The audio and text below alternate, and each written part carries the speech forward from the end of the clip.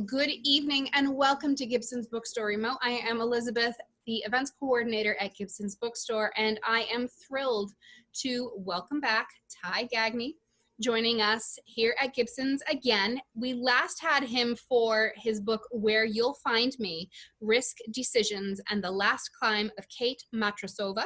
He has a new book called The Last Traverse, Tragedy and Resilience in the Winter Whites. Now, Ty, last time we had you was, I wrote this down, March 24th, 2018. And for that event, we knew the book was popular and we said, oh, hiking does well here. We're going to put out all the chairs. We think we're going to get between like 75 and 100 attendees. And we ended up with 230 attendees in the store, which we were not expecting, but we had a great sound system. We made it work. And tonight, virtually, we have 261 viewers watching you right now, so we've beaten our record. Your book continues to be incredibly popular. And we're very excited to have you back. We are joined by Jessica Hunt, who is a producer on The Exchange. And you guys know each other. You've talked about the books before. We're so glad to have the two of you here. Welcome. Tell me a bit about this. We are, we have been, met Ty back in 2018 on his first book. We did our exchange show on the public radio, New Hampshire Public Radio. And it's been very popular subject. Yeah, thank you. And it's great to be back with Gibson's. Elizabeth, thank you for the intro. And Jessica, thank you for participating tonight. And just, I'd like to just thank Gibson's in general, because I walked into Gibson's bookstore in the summer of 2017 when Where You'll Find Me came out. I was holding one book. I had no idea what I was doing. And I approached Michael Herman, the owner, said, here's who I am. Here's this book I've written. Here's what it's about. He said, hey, I'll take 6 and we'll see what happens. And I'm just so grateful for that he took a chance, and they're just, all of the independent bookstores in New Hampshire are just so supportive of local authors, and I'm just very thankful. Michael actually just popped into the chat here and he says that he remembers that day. So thank you for walking in. Yeah, thanks for the trust. I appreciate it. Well, thanks, Elizabeth, and thank you everyone for joining us. Usually do this behind a microphone. We're going to start with a prologue, Ty. I don't know how many people read the prologue, or maybe they may jump over it. I would recommend they not do that. In this book, because you talk about a personal connection that you have to the story and to your first book. Can you talk about that? Sure. In the first book, Where You'll Find Me, the prologue is titled Full Conditions.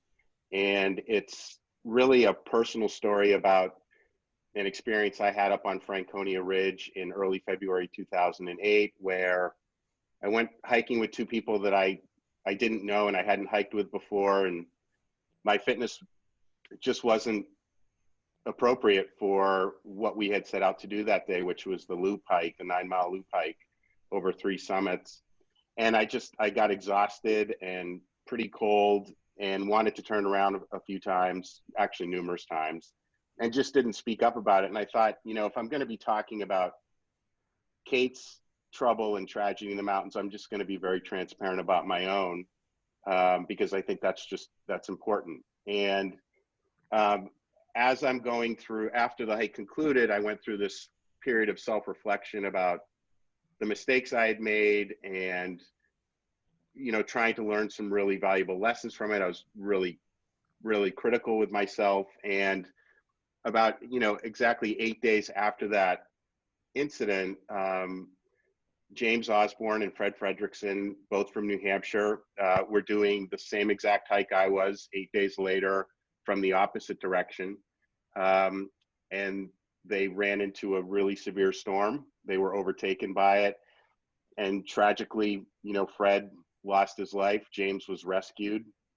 And that just always stuck with me because it was just in such close proximity.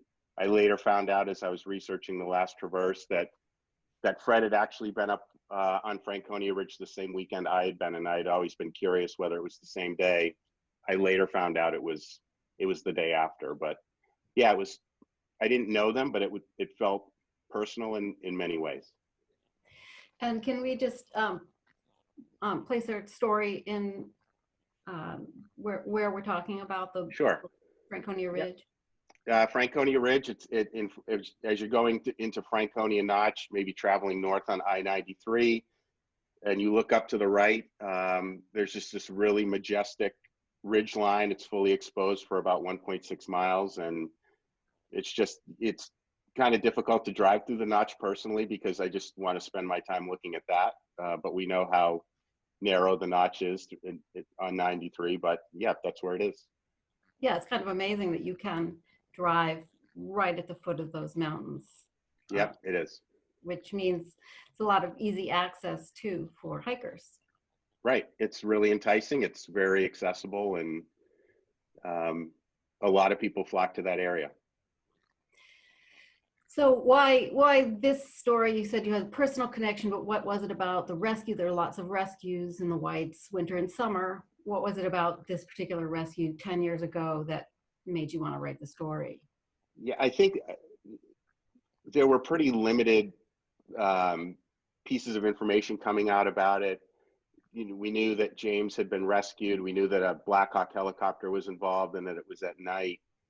And I was getting some anecdotes from a rescuer or two that I knew that had been involved in it, and just hearing, the rescue community in general is just a very humble group. They don't talk a lot about what they do. They certainly don't boast about it. But I knew that there was something special there that had happened, and then James had a pretty in-depth interview with a reporter at the Nashua Telegraph the September after the accident, and you learned a little bit more about what had happened. And as when I decided I was going to commit to the book, and I started to do the research, there was so much information, but it was siloed. And because it stayed within the particular teams that were involved. And in many cases, those stories stayed within the very small group of people that were hiking up to Franconia Ridge that night, or were on the helicopter crew. But when you put all of those silos together and you started connecting the dots, and then started talking with witnesses to the storm that were on other mountains or driving that day, you realize just how significant this rescue mission was, and how remarkable it was that they were able to collectively work together to rescue James, who really is still, I believe, the coldest person ever suffering from dryland hypothermia in the Northeast that was fully revived. He remains one of the coldest dryland hypothermia victims in the country to be revived. And just from a history perspective, it's the first time a Black Hawk helicopter had been involved in a summit rescue in the White Mountains at night in blizzard conditions. It was the first time it ever happened, and it hasn't happened since. And it's been this is over a decade old story. Yeah, that is a truly cinematic scene, I think, with the helicopter, and the story itself is epic in scale. I mean, it reaches across so many different people. When you think about heroes, it seems like there's a lot of players in it who are doing heroic things. So you clearly did a lot of research. Can you talk about your writing process?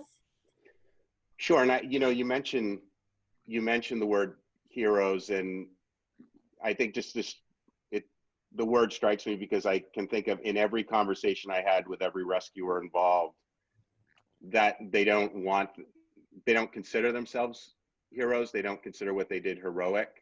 I'm sure readers perceive that. I think, but they bristle at that term, which I think speaks a lot about who they are as people and why they do what they do. But the writing process, this was an 18-month project. I I committed to it in May of 2018, which just seems so long ago now, and really did research through the summer, which included some experiential opportunities that we can talk about. Did just a lot of interviewing, a lot of reading, research, a lot of just talking with various experts, and there's just so much expertise in the medical and military and search and rescue communities, just an abundance of it. And started writing, I would say late fall 2018 into the winter of 2019, and then that kind of came to a screeching halt in March of this year. Actually, I started in May of 2019. I'm getting my years messed up, but in March of this year, it came to a screeching halt with the onset of the pandemic. I can expand on that if you'd like. Well, I know that your publisher is hustling with continued issues due to the pandemic. So yeah, so what were you wrestling with? Yeah, so the organization I work for and the team I work with, we serve local governments all throughout New Hampshire. We consult with them on risk, manage their claims. And when it became almost inevitable that there was going to be the stay-at-home order, our first priority as a team was to get the entire team home to maintain continuity of operations, because we had to serve several hundred local governments. And also the high priority was the health and safety of our people. Those two things ran parallel to one another. So, I was really consumed, and I was part of a larger team. It wasn't just me, just really consumed with, for 90 days of continuity of operations. Local governments were dealing with a whole host of different issues related to the pandemic. And I had, it started really early in the morning when I would normally write, but work was starting really early because risk doesn't rest, particularly during a pandemic. And I just didn't have the bandwidth emotionally or to write. I just didn't have it. I wanted to keep my focus on family and work. And so it took a pause. And I think finally in mid-June, I flipped the switch and got back to writing again. Before we even get to this whole incident, you spent a lot of time with the characters and get to know James and Fred. Why is that? Why was that important to you? I think just like with the first book, I think when we're talking about, a series of decisions that lead people to trouble, and in both books ultimately end up in tragedy, and James being rescued, I could not write solely about an accident. These are human beings.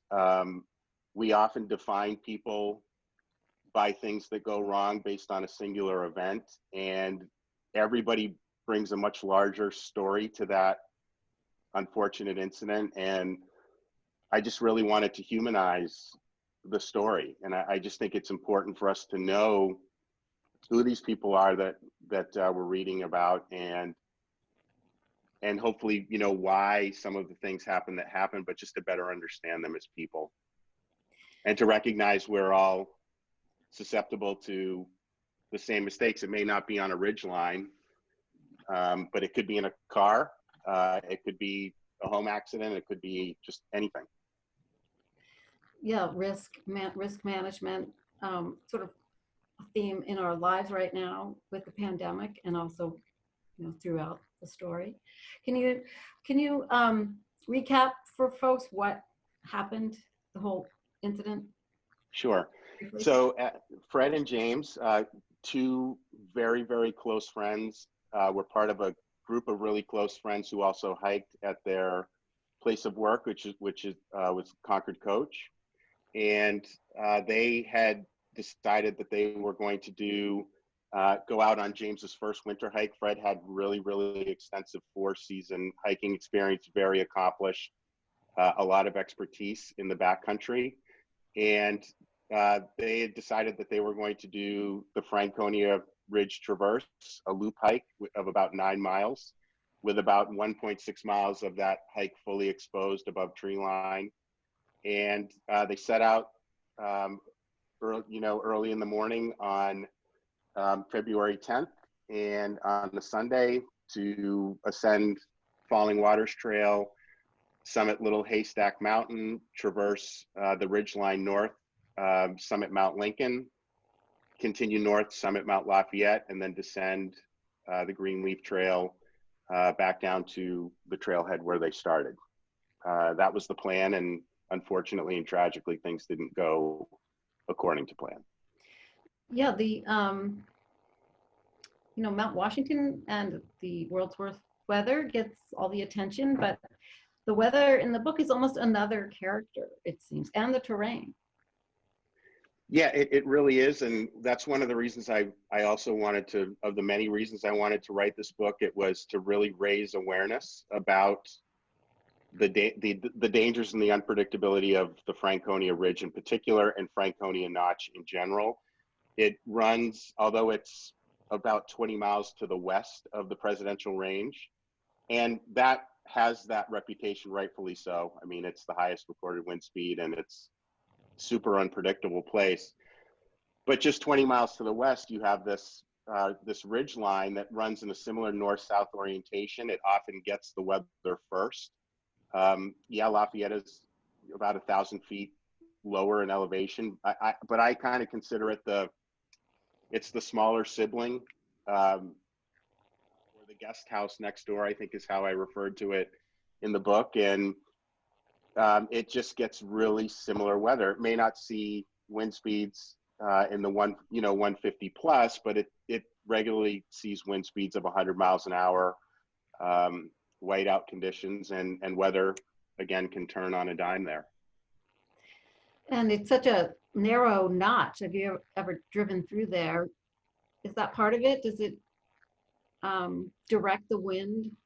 Yeah, so the unique piece of Franconia Notch is the notch itself, and how the wind entering the notch, particularly from the northwest or a westerly direction, actually funnels. So I think a lot of people on this session recognize that you could be south of the notch and it's blue sky and sunny, and you go into the notch and it's whiteout conditions driving, and then you emerge from the notch on the other end of it and it's clear again. And part of that dynamic with the notch and the steep slopes is it will generate its own weather. The wind will push precipitation up that slope and generate snow squalls and pretty gnarly conditions. So yeah, it's very unique geography that is as much a character in the book as the rescuers and as James and Fred and others. Can you talk about the day's forecast and how complex it was and why it was so complex? Sure. Well, on Saturday night, before their Sunday morning hike, a low pressure system moved up from the southern part of the eastern seaboard, the Delmarva region. It passed overnight. It dropped snow, and it dropped, a pretty significant amount of snow in the upper elevations, which comes into play later. But that moved out into the Gulf of Maine, and there was a secondary front low pressure system that was moving through, that was transferring its power, and it was weakening and transferring its power into the low pressure system in the Gulf of Maine. And there was this trough as part of that second low pressure system that's an elongated area of low pressure, and it was moving west to east. It stalled and slowed over the Green Mountains of Vermont, and then it got past that and moved and stalled over the White Mountains right around the time that Fred and James were emerging out of tree line. So it's dropping, it's light snowfall. It's not too bad, but visibility it's really socked in. And unfortunately, there was a very powerful cold front moving west to east, across the central states and down from Hudson Bay, that once it hit that trough, it exploded, for lack of a better term. It was just a wall of violent wind and snow and weather that actually not only it spun up the snow that was already falling, but it picked up the snow that had fallen on the ground overnight from the first low pressure system that passed through, and just created a really awful scenario. Well, this might be a good place if you wouldn't mind reading page 124. It gives us a sense of that. Okay. And this is from the final Shiver chapter, where Fred and James are actually in the process of bailing out on Monday morning after their overnight emergency bivouac. Following the left side of the landform, Fredrickson leads Osborne down the slope where they tuck in beside a granite rock for a rest. Winds entering the notch at Cannon and Lafayette are squeezed through the terrain and spill up onto and over the ridgeline. Winds, now even more powerful than they were when they entered the notch, assault the pair in the pocket where they rest. Fredrickson, standing about 4 feet from the rock and more exposed than Osborne, faces east toward the Pemigewasset wilderness. His back is to the wind. Osborne has the rock at his back and is more sheltered than his friend. Both comment on how cold they feel. Fredrickson hands Osborne his trekking pole so he can adjust his snowshoes. Before doing so, he delivers what Osborne now refers to as the disaster conversation. Fredrickson's eyes lock onto Osborne's. "We're in some deep shit," he tells his friend. This is a gut punch to Osborne, delivered plainly and coming from a good friend and hiking mentor. It must have been excruciating to utter and terrifying to hear. Fredrickson removes one of his gloves to make the adjustment to his snowshoes. Winds pouring over and around the windform snatch the glove from his gripped hand. It disappears towards the Pemi. Fredrickson makes no effort to replace the glove with a spare, even though Osborne knows he likely has additional pairs in his pack. Concerned, Osborne removes the outer shells of the mittens Fredrickson gave him earlier and passes them to his friend. Seeking to replace the missing shells, Osborne removes his backpack, only to find that his spare gloves are frozen. "It was so hard to move my arms. It was so cold," he recalls. Osborne puts the gloves on anyway and watches as Fredrickson tries to adjust a strap on his snowshoes. "He was completely unable to manipulate his fingers," said Osborne. Sure enough, Fredrickson makes no progress with the strap and stands back up. What happens next seems surreal. "This gust of wind came and lifted Fred up off the ground," said Osborne, amazement still in his voice these years later. "It moved him a short distance south past me and gently put him down to my right. It lasted maybe 1 or 2 seconds. Osborne has thought a good deal about what that moment represented. It was as gentle as could be, but I think it was Mother Nature saying, 'I'm still in charge.'"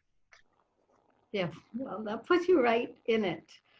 And you just feel the despair every time something goes like sailing off. It's devastating, and all the things that are going wrong, and I'm not getting a sense of panic. It's just like, yeah, he can't do his snowshoes, and the gloves are frozen, and I'm going to put them on anyway. Yeah, and that's really a result of the hypothermia that Fred was experiencing. That's behavior that you would expect to see in somebody that's very hypothermic. That it's just the colder we get, the more apathetic we become. Our emotions dull, and we just, frankly, we don't care about those kinds of things that are happening to us. And you see that it's on full display in the chapter. So it becomes clear from what's happening on the ground with the amount of snow and how people are reacting, that it was a major weather event. And so where was the disconnect with these guys going out hiking? And then, like the incident commander said, everyone knew this weather was going to happen. What was the disconnect? Well, in talking with James, who is very open about this and has been incredibly helpful and transparent, he checked the weather, but he'll tell you, I think I checked weather.com or AccuWeather, which just doesn't really give you the true scope of mountain weather. You know, we don't know, and we'll never know what weather resource Fred went to. But you get the sense based on conversations that James and Fred were having leading up to the hike and during the hike that, Fred was aware, as James was asking, well, what about the weather? Fred would tell him, we'll be fine. We're going to be fine. It'll be fine. Which draws the inference that Fred was aware there'd be some weather coming in. I think, unfortunately in this case, it was really a well-intentioned hike with a tragic miscalculation of the timing and severity of the weather event, that they didn't realize how hard that weather was going to hit the ridge and ultimately them as they were traversing it. Well, I see questions piling up. Elizabeth, do you want to take a break and take some questions? I would love to. I've been keeping notes here because this is coming in fast and thick. Everybody has lots of things to ask you, Ty. One, I'm going to combine a couple questions here. People are asking, how do you choose the subject matter for your books? And if you're willing to share, or if you have a plan and if you're willing to share your plan for your next book, did you always want to be a writer, or did it kind of find you unexpectedly? Or did you have writing experience prior to this? Because there's many compliments on your fantastic writing here. Thank you. I think in my early 20s, I was just completely consumed with the book Not Without Peril by Nicholas Howe. I think it is the standard in white mountain writing. And, and at that point, as that book was coming out and I was enthralled in those stories, and I was in undergrad kind of taking night courses and was just really, there were a couple of people that really influenced my writing in my mid-20s when I thought I wanted to write a book, but I just didn't feel like I had a story. One was Caroline Alexander, who lived in the community where I lived at the time, and we both have a love of Ernest Shackleton and that story and of the endurance, and I would highly recommend her book and all of her books, and she ultimately wrote the foreword for Where You'll Find Me. And then the other one was Barbara Benham, my creative writing teacher at Granite State College, who I took a nature writing course with, and I just really fell in love with the outdoor writing genre. So, but I put any thoughts of writing a book away because it just wasn't there. And frankly, I had never intended to write Where You'll Find Me.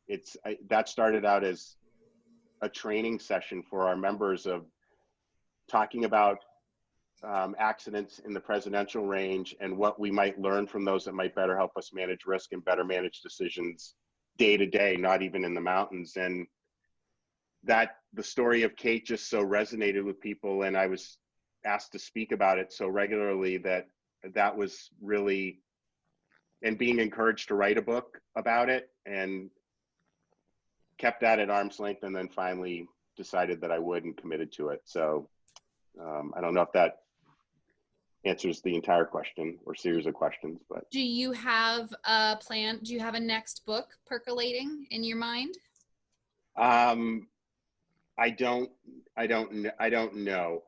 I think when I wrote Where You'll Find Me, I was like, okay, I probably won't write another one, but I find that you carry the weight of these stories around with you, and you just have to bring yourself to a decision. Okay, what am I going to do with this? And the more I was talking about Kate, the closer I got to a book, and I'd been carrying around my incident on Franconia Ridge and James and Fred's for over a decade, and I decided that I want to look into this. It just feels like there's a really important story to tell here. And so I'm not ruling out a third. It's just I want to spend time with this one. And I want to spend time talking with people about this one before I move on to something else, but it's definitely there. So it is percolating. Um, a slightly technical book selling question. The book, we are all eagerly waiting for new shipments to come in. And to our audience members who are asking, as many times as we can convince Ty to come in to sign, bribe him to come in to sign, we will get as many books signed as we can. And we are not above bribery. So we have a question. We have many wonderful comments saying that this book should be required reading, especially for hikers, and that some people say after reading this book, they will always bring extra gear in their packs, even if they thought they didn't need it, which someone asks, mentions James was a new hiker. Were they well prepared and equipped for this? Like, were they wearing sneakers when they came across this this particular stretch? Do you happen to know? Yeah, I would not call James or refer to him as a new hiker. He was he had some experience under his belt in the 3 seasons. He was really stretching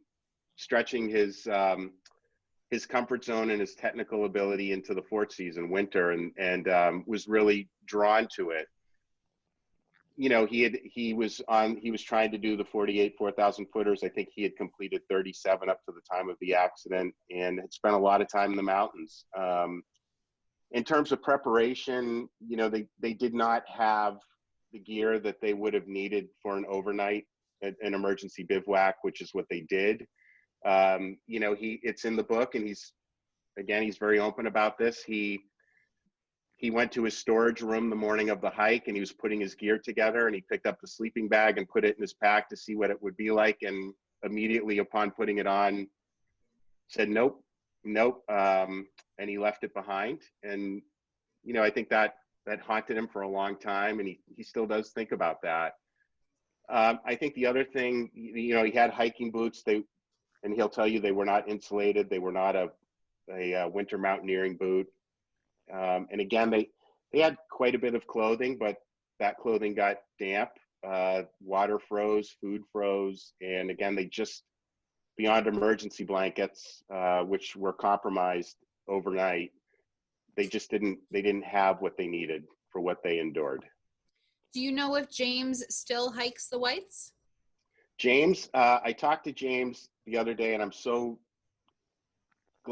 happy about this. He's going to resume hiking in the spring with a very close friend of his, and I couldn't be more happy for him for that. And I'm really glad to be able to share it with people, because I think it's great. Doug asks, one thing I very much appreciated about your first book was the humility and self-reflection. Many people were quick to criticize Kate, and she certainly pushed the boat out, an old climbing expression for high risk, but I very much had the feeling, there but for the grace of God go I. Could you please comment on this with respect to this new book? Yeah, I wrote it through the lens of having made a series of decisions that I was fortunate to untangle from in the mountains, and I've never lost that.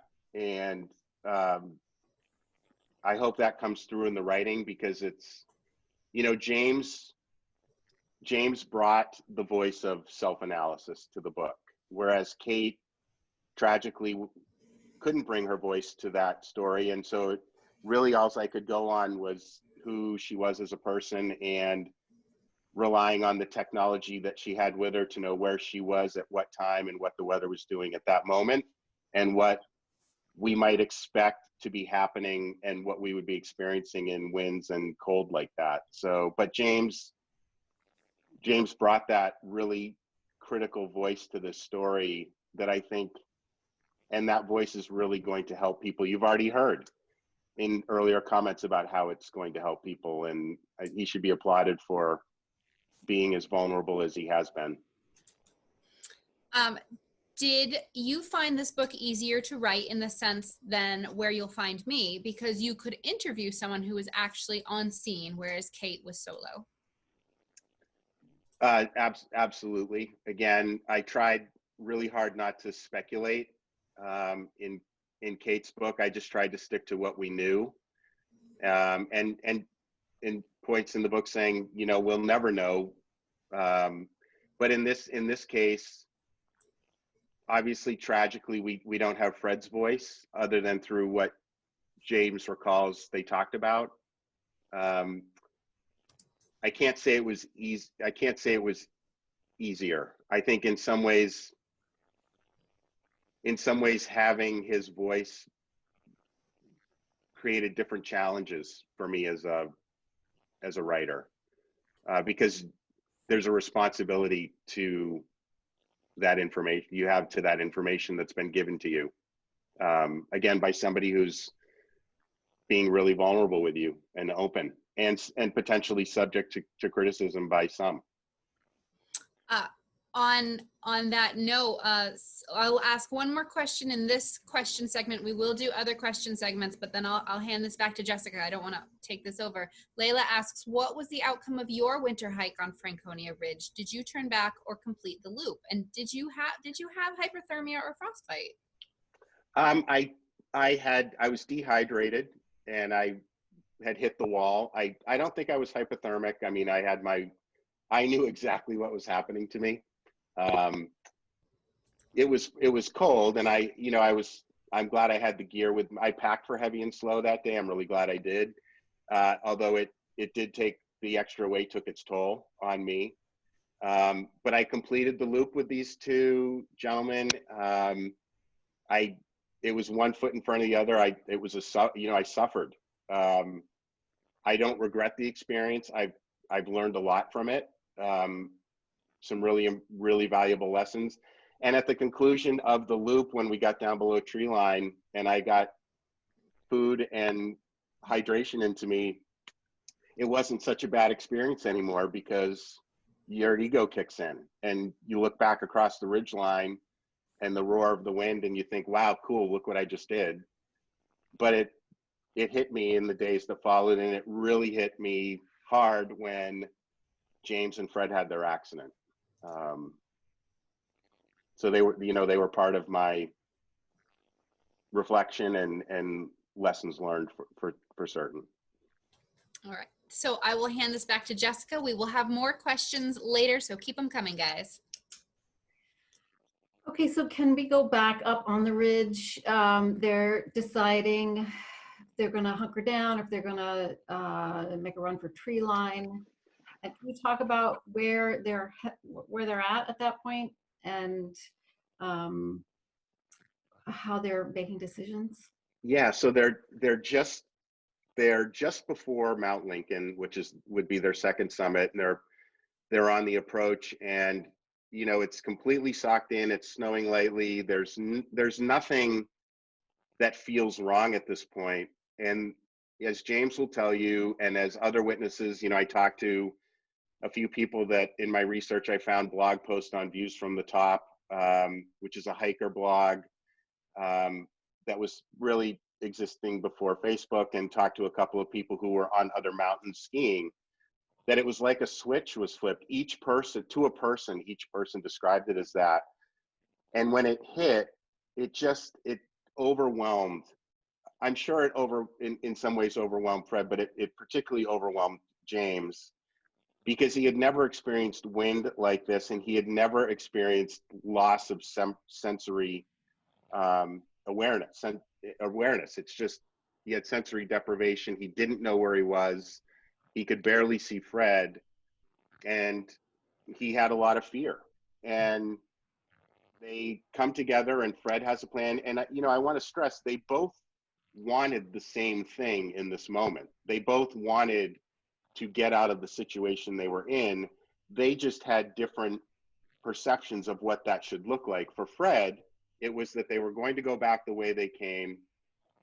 And at some point when they could, they would drop down just off of the ridge line on the leeward side of the ridge. So that's the eastern side, facing the presidential range.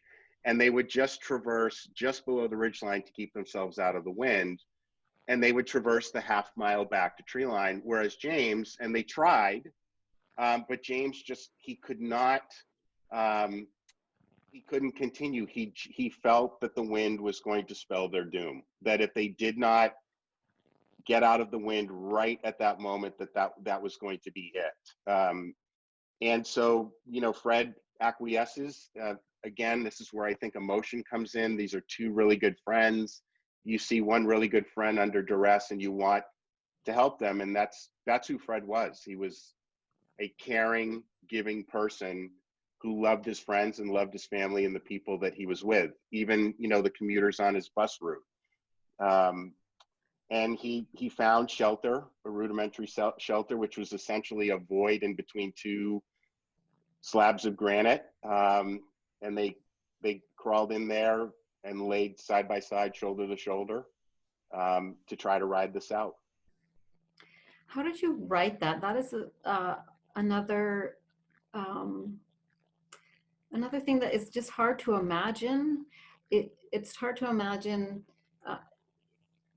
it happening to you as a hiker and what you would do.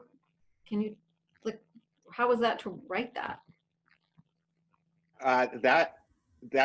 I spent, and my editor will, I think, echo this. I spent a lot of time on Shelter from the Storm. And I spent a lot of time trying to accurately capture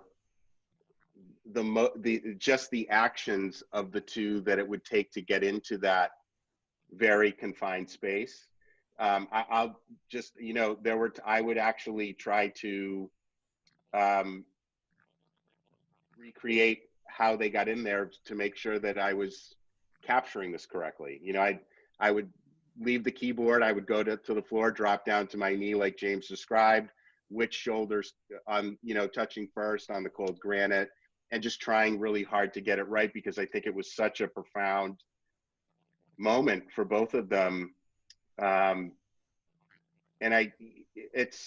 you don't make it about you, but you can just feel the claustrophobia as you really think about what they went through, and just how struck I was by Fred's intentional positioning on the outside of that where they sheltered, and the fact that he was exposed to the weather in a way that James was not, that I think contributed to his what was a slow decline overnight and a really rapid and tragic decline the next day. That is a testament to the human spirit that James can walk around and recall that. Yeah, and we spent a lot of time, we progressed to the accident, spent a lot of time talking about something else other than that. But we spent a lot of time on talking about the accident and what took place in that confined space between the two of them. And there was this bond that happened through shared suffering, and the conversations were intimate and reflective and moving. But there were also these periods when James and I were talking where I could see the obvious gaps, these long periods of silence, because when they weren't talking to one another, each of them they were turning inward, and they were suffering and they were sleeping, and you could tell that was taking place. So very, very powerful experience talking with James about it.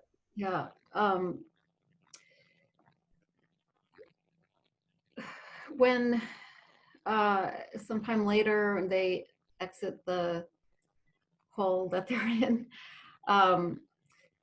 and Fred sort of succumbs to, he kind of gives up, and James seems to have sort of an out-of-body experience, and he continues to walk, which I found surprising. I'm curious if you had any notion from him, why didn't he just give up and lie down next to Fred? It sounded like he did in his mind give up, but then he continued walking. I think, and if you think about that moment when Fred went down, you know, they're hypothermic. They're in different places with hypothermia. Fred clearly is just in a much more severe state. But, you know, they're 150 feet from tree line, and Fred is so overtaken by the cold. And I think James was hypothermic himself, and this is where you see the apathy of giving up, and that it wasn't for James, it wasn't about getting to tree line anymore. And I think part of that walk was there was grieving, there was that sense of giving up, and that they had done what they could, and that his friend was gone, and there was no thought to get to safety at that point.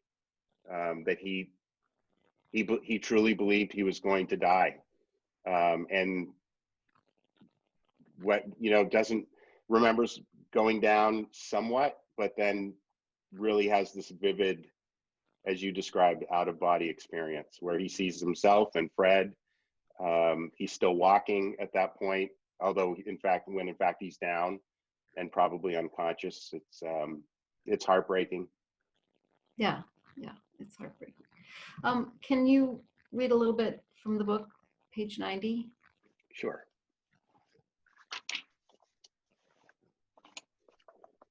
And this is back on the ridge the day before when the storm hits. An instantaneous and significant change in wind strength and direction, combined with almost total sensory deprivation, is difficult for even an experienced winter hiker to handle.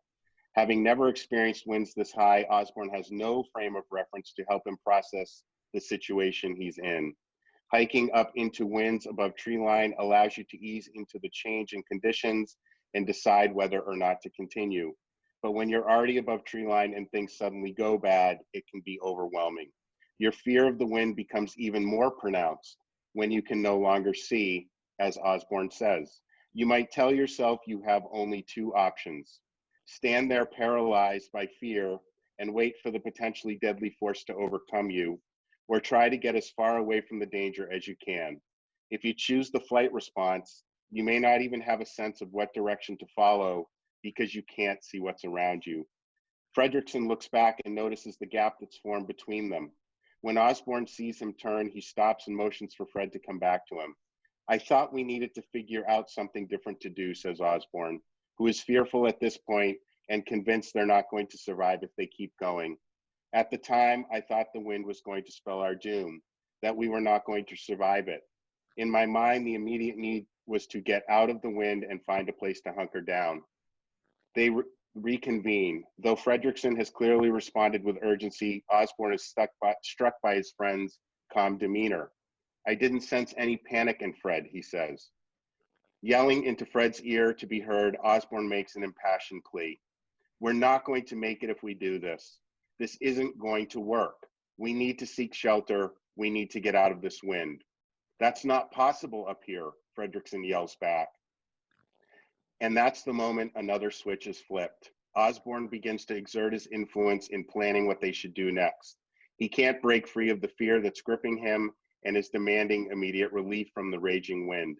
He tells Fredrickson that he must find a way to bring him that relief now. This is new territory for Fredrickson, since the less experienced Osborne has always accepted his judgment and gone along with his planning.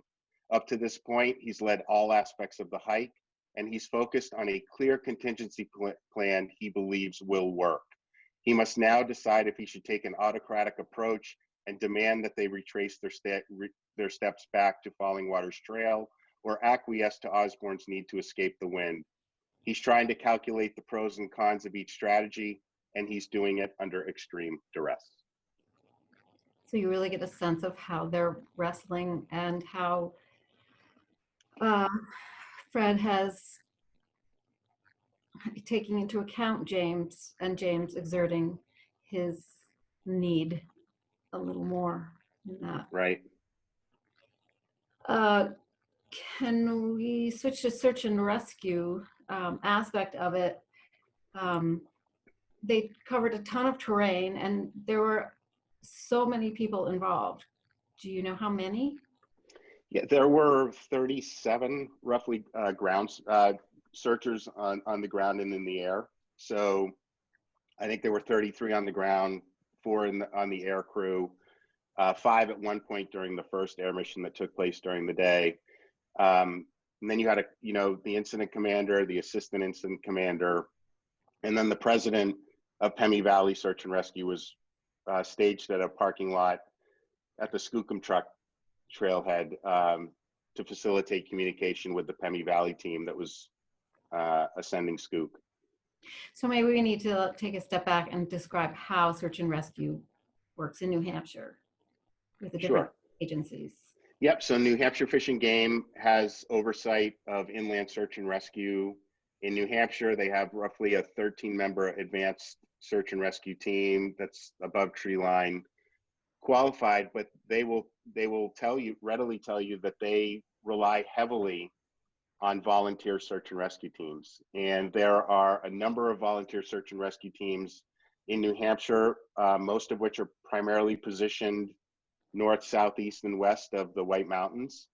And in this case, in addition to Fish and Game and the New Hampshire Army National Guard Black Hawk crew, there were teams from Mountain Rescue Service and Pemi Valley Search and Rescue Team, which primarily covers Franconia Notch and the western slopes of Mount Washington up to Ammonoosuc Ravine. And they deployed all these people because they did not know where they were, or that they were, or what? Why so many in so many places? Yeah, so they didn't have a firm itinerary. They were able to ascertain from friends of James and Fred where the friends believed that James and Fred were going, that they were going to do a traverse of the Franconia Ridge and do the 9-mile loop hike, but they just were not sure if it was Saturday or Sunday. But once they started to get a sense of where they were, and this really, what helped this is that, the information that they had gleaned from their good friends, and also a hiker that was on Little Haystack on Sunday, the same day as James and Fred, who encountered them on the trail. And that hiker, who's a retired Manchester firefighter, Dick Martell, his son at the time was a member of Mountain Rescue Service. And as searchers are responding to Franconia Notch, Tim Martell, who is on Mountain Rescue, calls his dad and says, "Hey, Dad, we're going out to look for 2 guys in Franconia Notch. I wanted to make sure one of them wasn't you." And the father responds, "I saw those guys." And he was able to give that information to the incident commander. And so the whole idea was they were going to send search teams to various parts of Franconia Notch and Pemi Wilderness on the opposite side, and that the idea is to send them up the multiple trails and have them converge on the ridge, hoping that they'll either cut off James as they might be bailing out, or they might find some sign of Fred and or James as they're making their ascents. And as the incident commander would tell you, we're not looking for the hikers, we're looking for signs of the hikers. So it's, it could be a footprint, it could be a candy wrapper, a burnt map, a piece of clothing that was left behind. They're just looking for clues. So this whole operation seemed to me almost militaristic in the way that they set up and the sort of chain of command. And you were really careful not to be judgmental about James and Fred. And we see in the book, the search and rescue personnel are very non-judgmental about how other people are making decisions. And there seems to be a lot of trust, both like up and down the chain of command, but how does that happen? Well, I think so. They utilize the incident command system, and the incident command system, unfortunately, emerged from a lot of first responders getting injured or killed at, you know, emergency scenes. And that command structure is put in place so that communication is centralized, that teams are, and in this case, teams are empowered to make decisions. Ultimately, the incident commander can make the decision to go or no go, but the teams themselves are also empowered to make those decisions.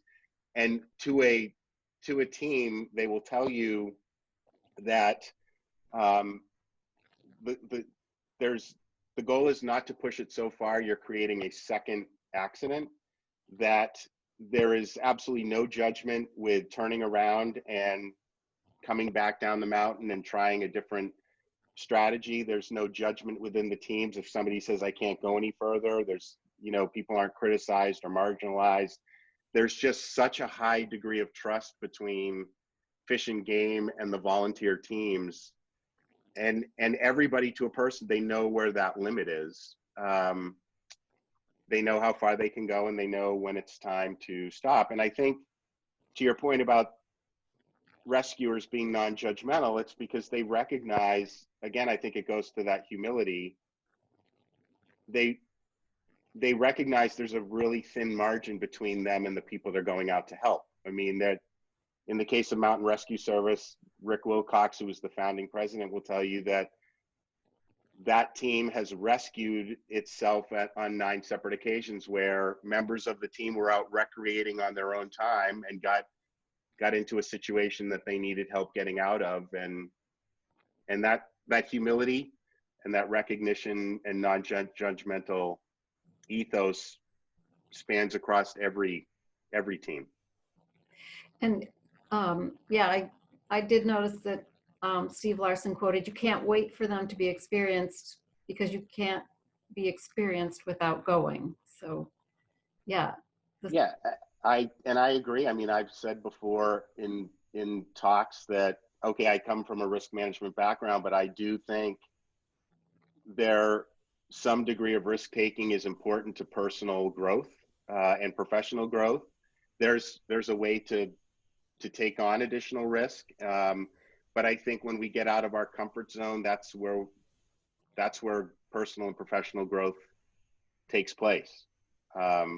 There's a way to do it, but I'm not going to tell you that risk management isn't about not taking them. It's about risk recognition, understanding a high degree of self-awareness, what you're trying to do, and making sure that you have the proper tools and the proper people around you to get out of your comfort zone and learn and grow.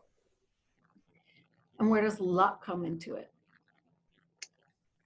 Well, I'll tell you, there's a lot of hikers in this session, and I've talked to hundreds, if not thousands of them over the past 5 years since Where You'll Find Me started, and I love them. They line up at the end of a presentation, and they're anxious to share their stories. And there are a ton of near misses in the White Mountains, and there's a lot of luck that has gotten a lot of people, you know, some of whom are probably listening right now, has gotten them out of trouble.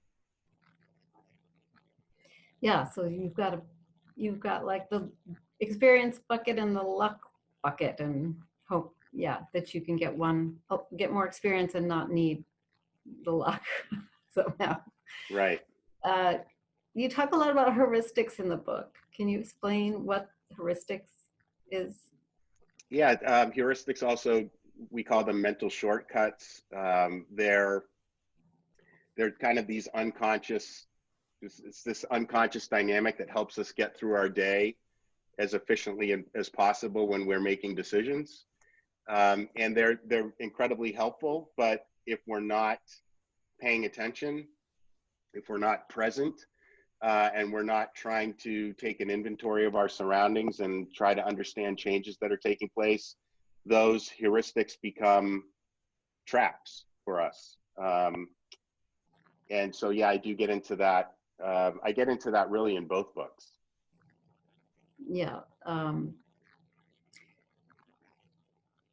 So we may is it something that only happens in retrospect, or can you recognize when you are falling into this mental trap? Well, I think if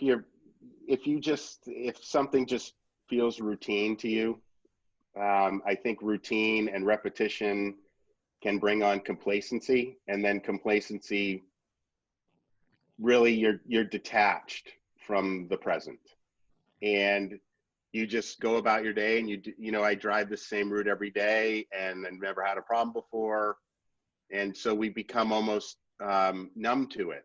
And anyone here that's ever driven somewhere and you get to your destination but you don't really remember getting there in the first place, that's kind of comes into that, and you're not really aware of what's going on around us. And so, in the case of James and Fred, bringing it back to them, when they broke tree line at Little Haystack, we describe it as a ping pong ball sky. It's that monochrome kind of grayish sky. And as I mentioned at the beginning of the evening, Fred had done the traverse a week before.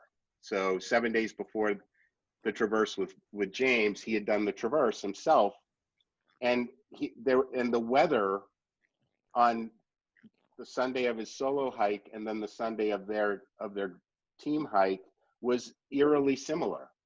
And I talk about how, while we won't know if that's in play with Fred, how it could be in play with Fred, because the weather, the sky, the temperature, the wind is so similar to what he encountered the week before.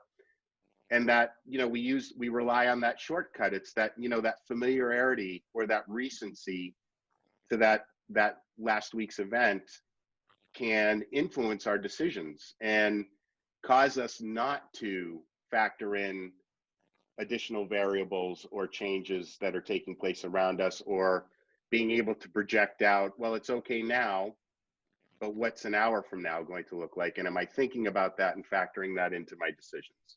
And I think it's a real trap for all of us. It's particularly real when we're in the mountains and we're driving toward a summit, or something we've set out to do that we really want. So an objective. Yeah, we used that word a lot on the exchange a couple weeks ago. I was trying to avoid it today, but yeah. All right, can you read some from page 76? I think that has some insights into heuristics. Sure. Fredrickson is on his fourth winter hike of the season and is a veteran four-season White Mountain visitor. Only a week before, he was here and successfully completed the same traverse on a day when the weather was very similar to what he's experiencing now. In fact, up to this point, it has been warmer and less windy than it was a week ago. Might this be translated by Fredrickson into confirmation that the weather will remain the same today as it did last week? And because the 1.6 mile traverse over to Mount Lafayette is so familiar to him, does he conclude that he can navigate it without problems, even in poor visibility? One of the crucial variables for Fredrickson and Osborne is the location and timing of the incoming cold front, but they don't have a grasp of it. These are the moments when taking an inventory of the situation is so important. Ideally, they would be doing the math and making projections based on the remaining terrain, the current and forecasted weather, their available gear, the viability of their planned timing, and their sense of their own physical status. Including their 45-minute stop at Shining Rock Junction, it has taken Fredrickson and Osborne nearly 4.5 hours to reach this point, compared to the 2.5 for Martell and the 2 hours, 45 minutes for Forrest and Merrill, none of whom stopped along the way. While the ridgeline is less steep than Falling Waters Trail, it is still undulating terrain and has not been traveled since the snow fell overnight. It will likely take them more than an hour to reach Mount Lafayette, bringing them deeper into the afternoon. So conditions are changing, and they don't seem to be keeping up with taking that into account. Yeah, well, I think the conditions were pretty static from the moment they broke tree line to summiting Little Haystack and then making the decision to traverse, and they remained static right up until the moment that the front hit the trough overhead and created the whiteout extreme wind situation for them. Okay, so I want to talk a little bit about the helicopter and hypothermia, but let's take a break for some questions. Great. Okay.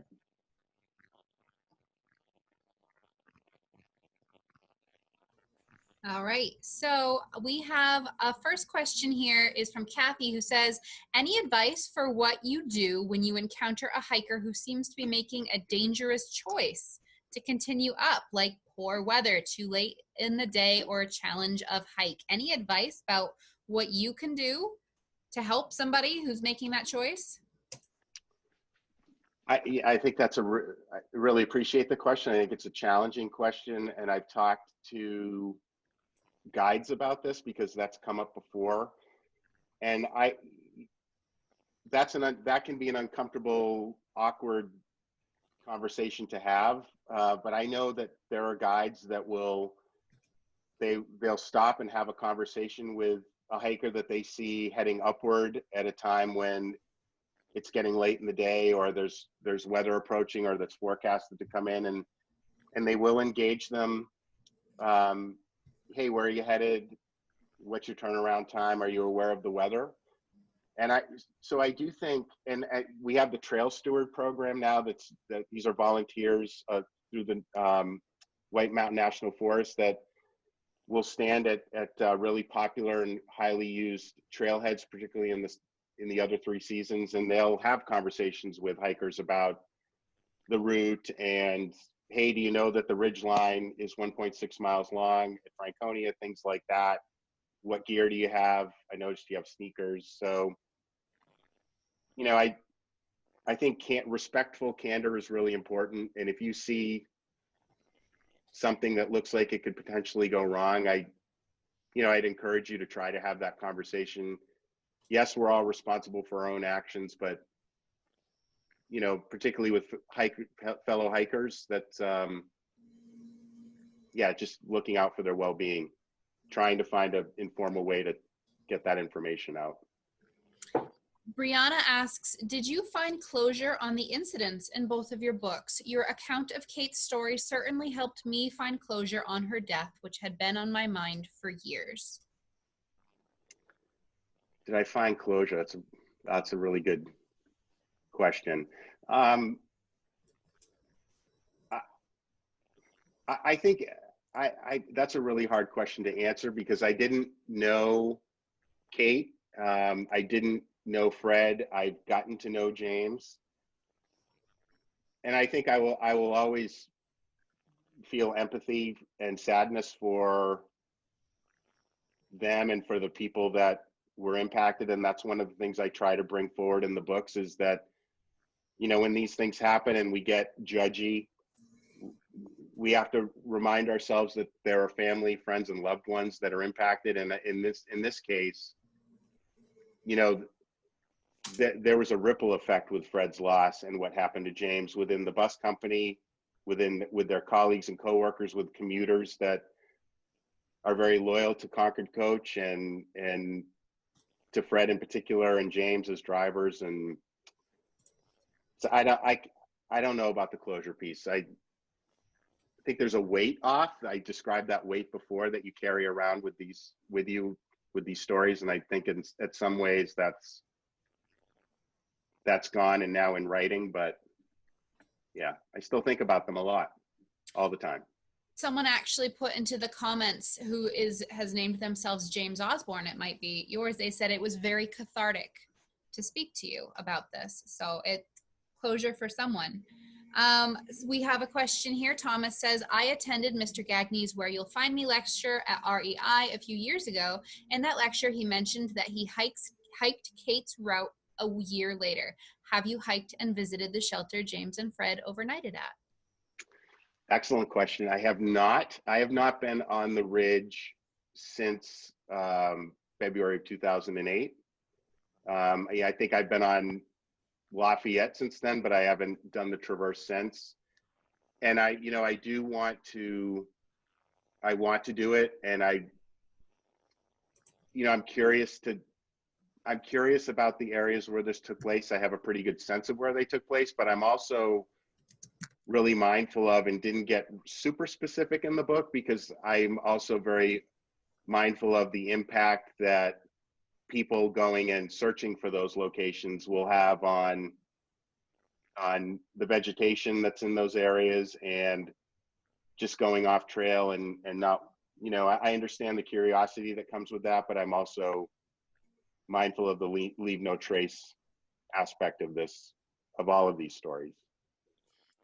Ruth wants to thank you for the mention of the Trailhead Stewards. She says they're hoping to be back at Trailheads in 2021. So thank you for the work that you do, Ruth. Let's see, we have another one. Can you talk about your decision to write your books in the present tense instead of the more common past tense? What was your thought process in making this a choice, and what challenges did you run into while writing because of it? Yeah, thank you for that. I chose present tense, which I know is not for every reader, but I tried really hard to, I tried to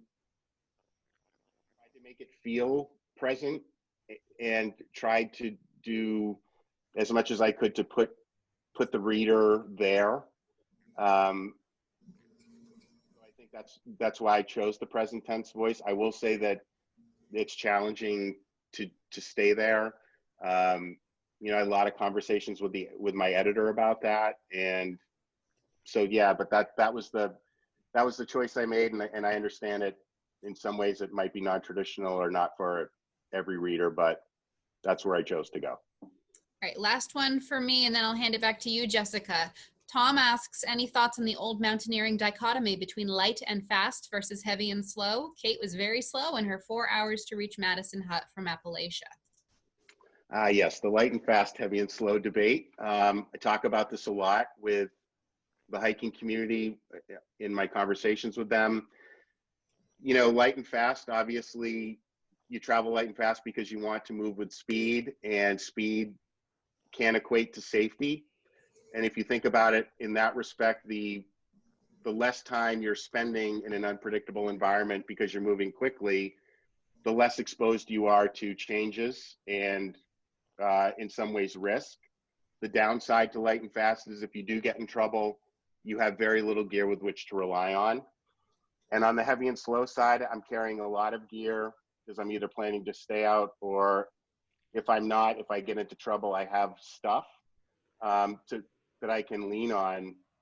The downside to heavy and slow is the slower I'm going, the more time I'm spending in an unpredictable environment. You could make an argument the more exposed I am to changes and unpredictability and risk. So it's an excellent question to debate, and I've been part of some really good conversations about it. Jessica, back to you. Alrighty. I don't know a lot about helicopters, Ty. Can you mentioned this is significant for a number of reasons, but can you talk about how you went about learning about the helicopters and what it means that it's a Black Hawk helicopter versus some other kind of helicopter? Yeah, so a Black Hawk helicopter is really set up for military operations, military transport, medevac evacuations in a theater of operations and in war. But it's also utilized, it's really a workhorse in the White Mountains from a search and rescue perspective. So there's a couple of things I did in the research for the book, which I think lends to the present tense and trying to immerse the reader in something experiential. In October of 2019, I was invited to the Eastern Army Aviation Training Center in Western Pennsylvania. There's a large Army base there, and I met Matt Stower there, the crew chief from the book. And I was able to spend a little, 2.5 hours in a Black Hawk simulator because I really wanted to understand the dynamics of helicopter flight and the mechanics of it. But they also, what they did is they recreated the weather conditions so that I could get a sense of what it felt like to be in that helicopter. And I would never say or claim to know exactly what it felt like to be there, but I really was able to get a really good sense of how difficult that portion of the search and rescue operation was. What I'll tell you is that when there's power in the rotors and Pete Cartmel is initiating his 12-minute hover on the summit of Little Haystack as Matt Stower exits the helicopter to go assist with getting James Osborne out of there, that the helicopter wants to fly, and he's tried to keep it on the ground. The power's in the rotors and it's pointed into the wind, and the wind wants to pick that helicopter up and it wants to fly, and it's just remarkable to experience it. And I was able to just kind of get immersed in that. And another example, I spent an overnight at the observatory and stayed up all night long to just experience what that was like for the overnight weather observers, and was able to do some writing up there. So, I really put a lot of focus on research and the experiential side of the research, particularly with the helicopter. I like the scene where I think they land the Black Hawk at Littleton Regional Hospital, and they're like waiting for them to come out. And can you talk about that a little bit?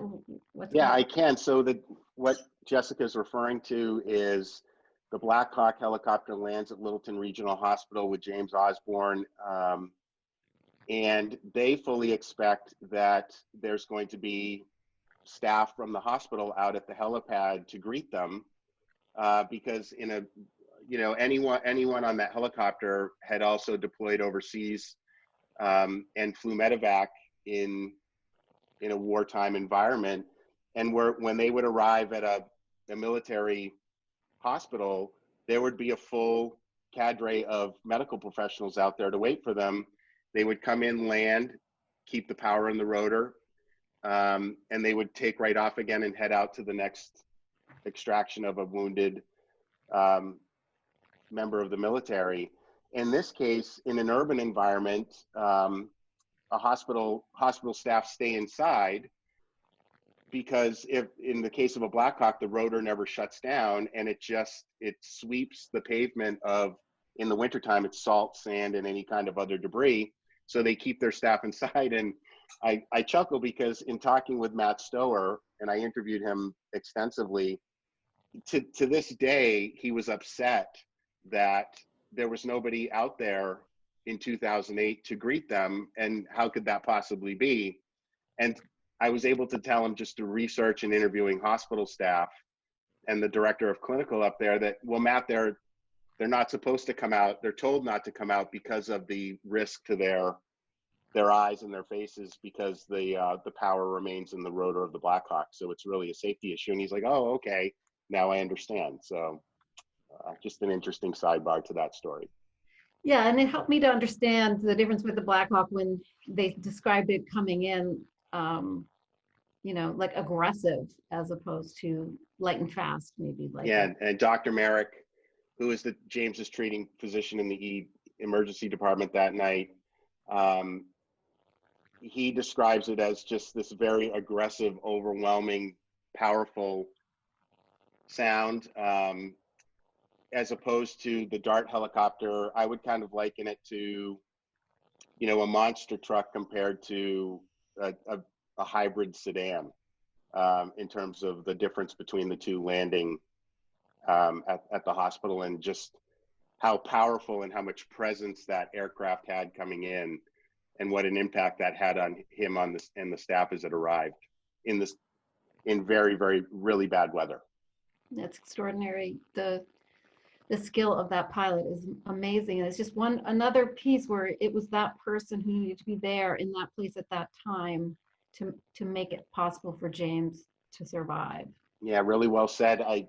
Everything had to go right that night for James to live, and the right experts needed to be at the right places at the right time, and the weather had to cooperate ever so briefly on the summit of Little Haystack for that helicopter to do what it did.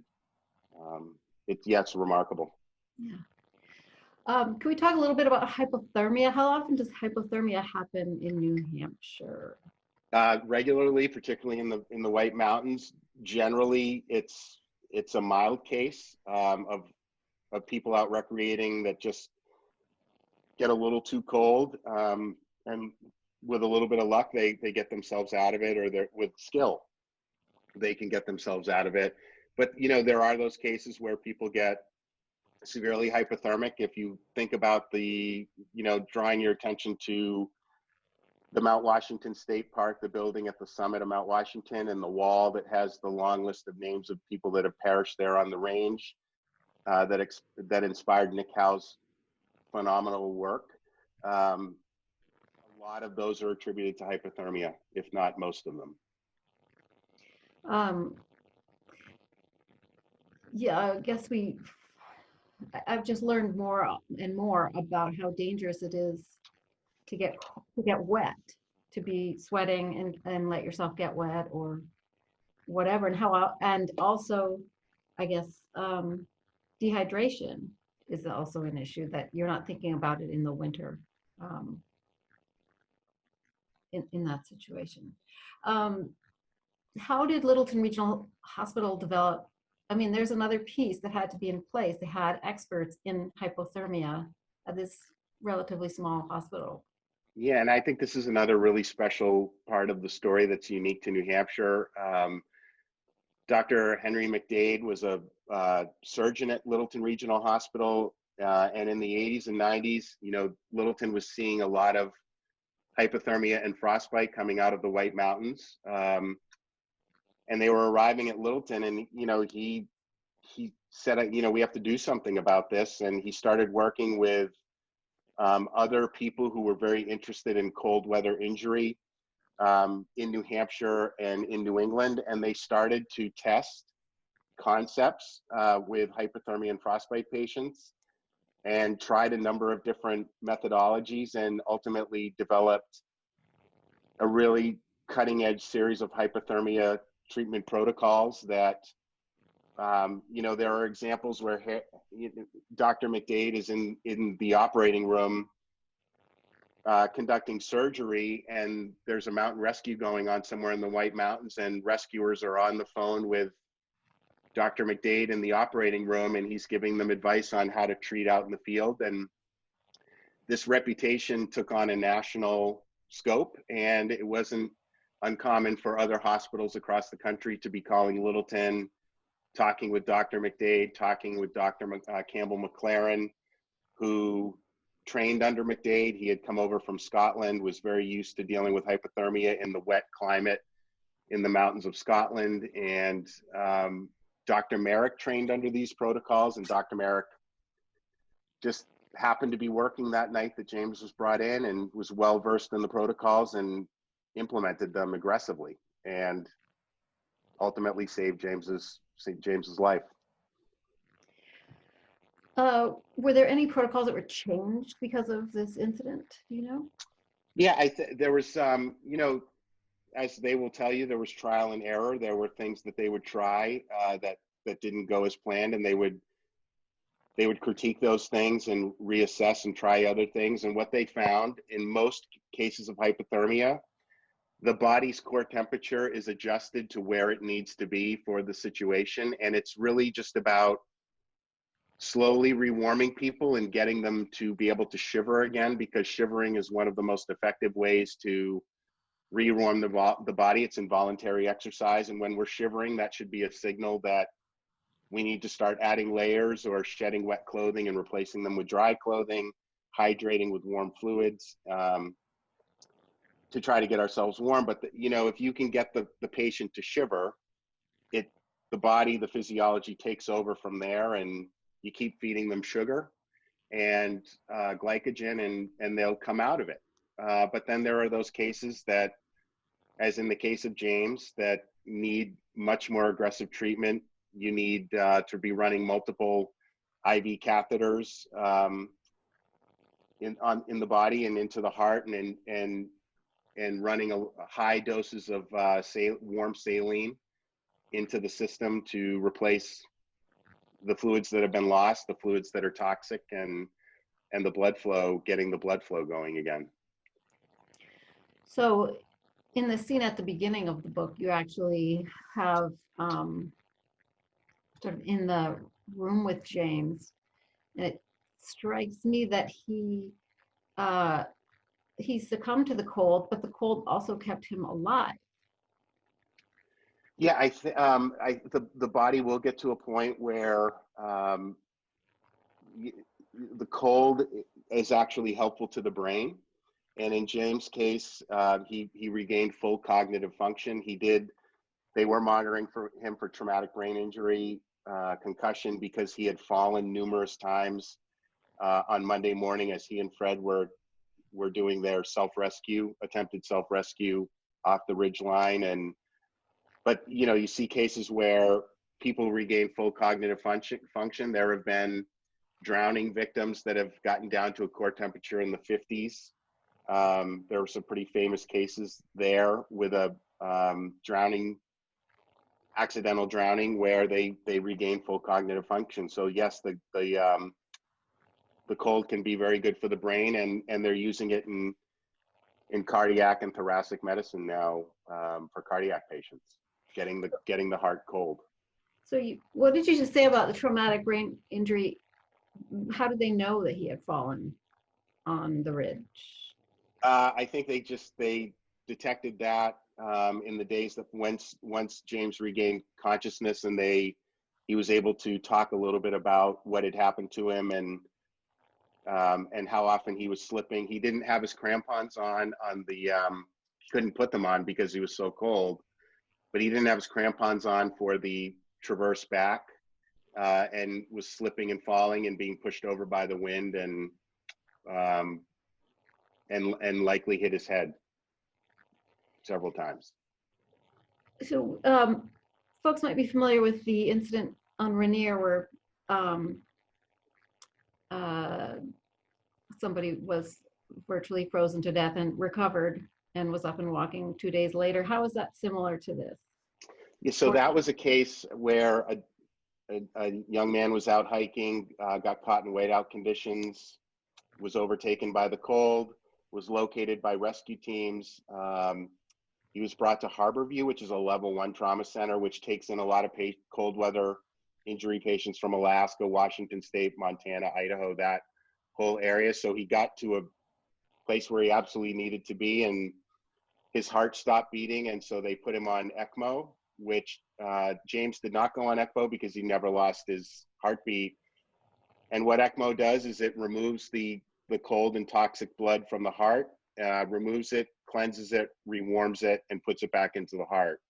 And they were able to get him on ECMO, and through CPR and resuscitation efforts, they were able to get him back and full cognitive function, like James. And I think press accounts had his core temperature at 70, but kind of some inside baseball, there are some numbers that he was around 65 degrees core temperature, and that they were able to fully revive him. So it's just remarkable.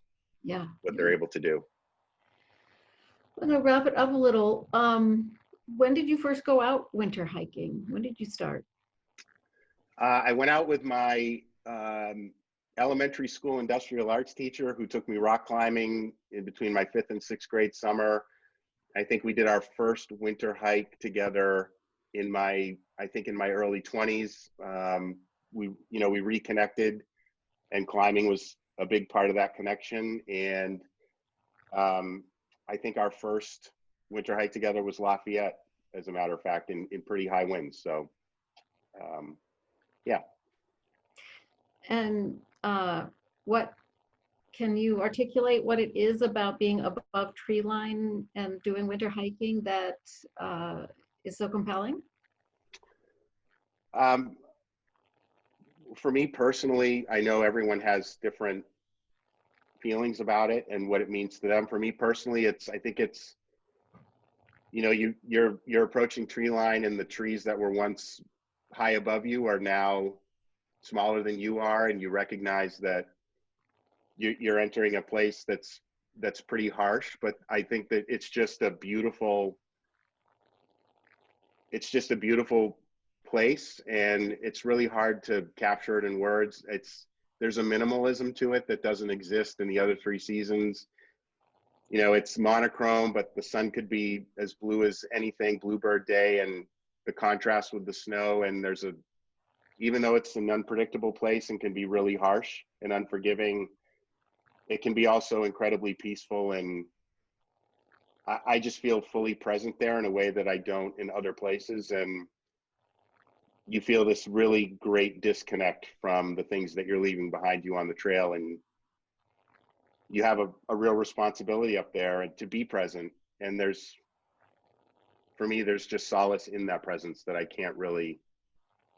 don't think I can put into words succinctly, but I love it there, as do a lot of other people. Yeah, it's an experience hard to duplicate. Well, thank you. It was wonderful to hear about your book tonight. Thank you very much, Jessica. So we have a last batch of questions that we'll get through here from our audience members. And one of the people did actually ask, is there an adrenaline rush about winter hiking? And a lot of people already answered as you just did. And one person said there's no rocks, no bugs, and no people. And it's very peaceful. So just a couple more questions here. Mandy wants to know, what is your favorite hike, Ty? My favorite hike, I think, there's 2. It's Mount Adams via King Ravine in the wintertime. Again, another hike I did with my former industrial arts teacher, who's my climbing mentor and partner and very good friend. And the other is Lafayette. I love it there. Sandra wants to know, has Osborne read the book? And if he has, what does he think of it? He has read the book. The feedback I received from him, I want to say this humbly. I'm quoting him. He said it's a great book, and it was cathartic for him. And I'm uncomfortable even repeating that, but the feedback was very positive, and I'm really grateful for that. Catherine asks, how do the testimonials, or whatever they're called, from other people come about? She was struck in particular by opening to see Mike Durant on the first page. As a sister of a UH-60 pilot, his endorsement was the first sign that this book would be as interesting and important as your last. How do you get those testimonials? Mike Durant was, you may know him from Black Hawk Down. Mike was the Black Hawk pilot that was shot down in Somalia many years ago and was held captive there and ultimately released. And I admire him so much. He grew up in Berlin, New Hampshire. I'd never met him, but I searched him out on the web, and I reached out to him by email. I said, here's who I am, here's what I'm doing. Can I send you a galley and for a potential blurb? And he readily accepted it and never hesitated to read it and write one. And I'm honored to have his name associated with the book. And then with others, it's just people I've encountered throughout this process. I'm really grateful to Dan Chesney for his back cover blurb, and Mark Sinnott, former Senator Kelly Ayotte, and former Governor John Lynch. And I asked them to, because they were a sitting governor and senator at the time of the accident and participated in the Congressional Law Enforcement Awards ceremony that where the team from Mountain Rescue Service, Fish and Game, and the Black Hawk were awarded Congressional Law Enforcement Life-Saving Awards. And there are a host of other people in there that I have great respect for. That was my last question. Thank you very much to Jessica, to Ty for joining us today. This book, when we get more from the printer, it's going out just as fast as it's coming in. So congratulations to you and your publisher. Jessica, thank you for joining us and leading this wonderful conversation. To the people in our chat sidebar, this has been the most active I have ever seen the chat going, and it is really impressive. I'm going to be saving this and going back through it because I can't even keep up. Can I say one thing, Elizabeth? Absolutely. I just want to thank all of the readers for the the support. I'm so humbled by it. I can't tell you how much the reactions and the feedback I've received mean to me personally. And I just want to take a moment to thank all of the first responders and all of the healthcare workers and members of the military that are working through this pandemic on our behalf. I'm so grateful to you. And thank you so much. Thank you. Thank you, Ty. Thank you, Jessica. Everybody joining us at home. Have a great night, everybody. Thank you. Thank you, Jessica. Thank you, Elizabeth.